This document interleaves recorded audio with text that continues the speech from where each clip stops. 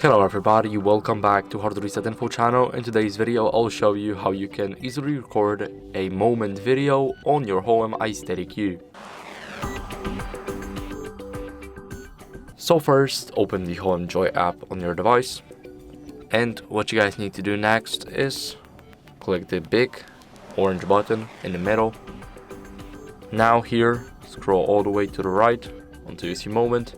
Here, as you guys can see, you can choose between many moments to record.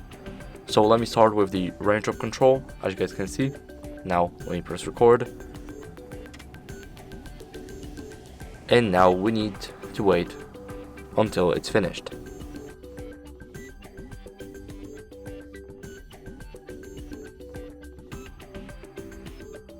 As you guys can see, it looks just like this. You can use it in pretty much all of the situations, but for me it's just not good.